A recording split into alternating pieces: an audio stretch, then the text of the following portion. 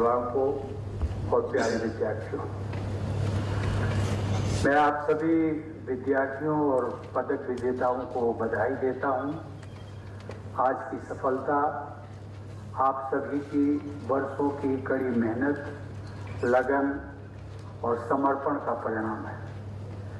इस अवसर पर मैं सभी शिक्षकों, अभिभावकों एवं परिवारजनों को भी बधाई देता हूं, जिनके मार्गदर्शन एवं त्याग के बल पर ही आप सब ने अपने जीवन का ये महत्वपूर्ण लक्ष्य हासिल किया है।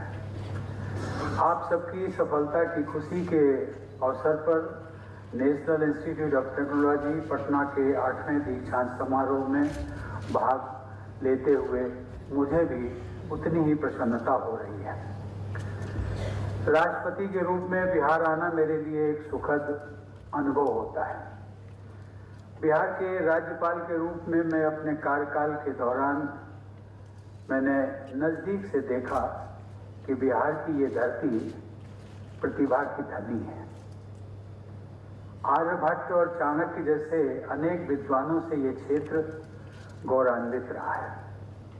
प्राचीन काल में ही आर्यभट्ट ने अपनी प्रसिद्ध पुस्तक आर्यभट्टीयम में अर्थमेटिक, ट्रिग्नोमेट्री, क्वाड्रेटिक इक्वेशंस तथा साइन टेबल जैसे गणित के आधुनिक विषयों पर लेख लिखे थे। उन्होंने पाई के मूल्य की जो गणना की थी वह आधुनिक गणितज्ञों द्वारा की गई गणना के अत्यंत समीप है। पाई को शायद आप लोग न समझते हों। पाई जो सबसे पहले, जब ये अभी डेसिमल का 10 पैसे ही आया है, उसके पहले जो ओल्ड करेंसी हुआ करती थी वो पाई हुआ करती थी। That was the minimum value of currency. Bihar आधुनिक शिक्षा का भी एक प्रमुख केंद्र रहा है। यहाँ और सही मायने में ये इंजीनियरिंग कॉलेज देश के सबसे पहले स्थापित किए गए इंजीनियरिंग कॉलेजों में से एक है।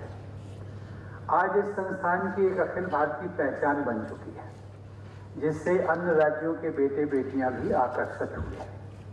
मुझे बताया गया है कि आज उपाधि प्राप्त करने वाले विद्यार्थी लगभग 18 राज्यों का प्रतिनिधित्व करते हैं। मुझे ये भी जानकर प्रसन्नता हुई कि मुख्यमंत्री श्री नीतीश कुमार जी ने भी इसी संस्थान का जो प्रारंभिक स्वरूप था उसमें अपनी इंजीनियरिंग की शिक्षा प्राप्त की थी। अपने प्रभावशाली सार्वजनिक जीवन के दौरान केंद्र सरकार के मंत्री के रूप में और उसके पश्चात बिहार के मुख्यमंत्री के रूप में उन्होंने अपने कुशल नेतृत्व से प्रदेश को और पूरे देश को महत्वपूर्ण योगदान दिया है। परमाणु ऊर्जा विभाग के पूर्व निदेशक, जिसका कि मुख्यमंत्री जी ने भी उल्लेख किया, श्री रतन कुमार सिन्हा यहाँ के पूर्व छात्र रहे। इसी वर्ष पद्मश्री पुरस्कार से सम्मानित, जिसका मुझे अवसर मिला था पुरस्कार देने का, तेजस विमान प्रोजेक्ट के निदेशक डॉक्टर मानस बिहारी वर्मा ने भी यहीं से शिक्षा प्राप्त की। मुझे उम्मीद है कि उपलब्धियों की इस परंपरा को आप सब मिलकर के और भी आगे बढ़ाएंगे। प्रिय विद्यार्थियों, भारत का राष्ट्रपति होने के नाते मैं 150 केंद्रीय विद्यालयों, विश्वविद्यालयों और संस्थानों का विजिटर हूँ। शिक्षा के क्षेत्र में मेरी विशेष रुचि रही है, क्योंकि मेरा मानना है कि शिक्षा ही व्यक्ति, परिवार, समाज और देश की प्रगति का आधार होती है। इसीलिए मैंने देश भर के उच्च शिक्षण संस्थानों में जाकर के विद्यार्थियों के साथ संवाद बनाने का प्रयास करता रहता हूँ। प्रायः सभी संस्थानों में ये देखने में आया है कि हमारी बेटियों का एकेडमिक परफॉर्मेंस बहुत प्रभावशाली है, लेकिन टेक्नोलॉजी इंस्टीट्यूट्स में एक अलग ट्रेंड देखने को मिल रहा है। आज यहाँ दिए गए 8 पदक विजेताओं में सिर्फ 1 पदक बेटी को मिला है, तथा आज ग्रेजुएट हो रहे 733 विद्यार्थियों में से केवल 96 यानी लगभग 13% ही हमारी बेटियां हैं। यही स्थिति अन्य टेक्नोलॉजी इंस्टीट्यूट्स में भी देखने को मिलती है। इस स्थिति में सुधार लाना अत्यंत आवश्यक है। उच्च तकनीकी और वैज्ञानिक संस्थानों में हमारी बेटियों की भागीदारी बढ़ाना अनिवार्य है।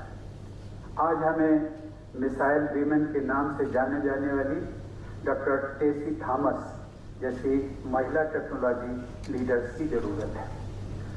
भारत सरकार देश के पूर्वी प्रदेशों के विकास के लिए विशेष रूप से प्रतिबद्ध है।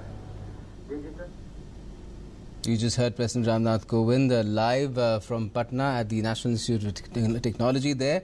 He's at the 8th convocation of the institution there, and he's awarding medals as well as giving degrees to students, over 700 students. He's just pointing out that perhaps more women need to step up and be in the technical field as well, be it education or in the profession itself, because they are showing a lot of their potential in other fields, but not as much in technology as they are capable of doing. So that was the message of the President to the students. Who are, on that note,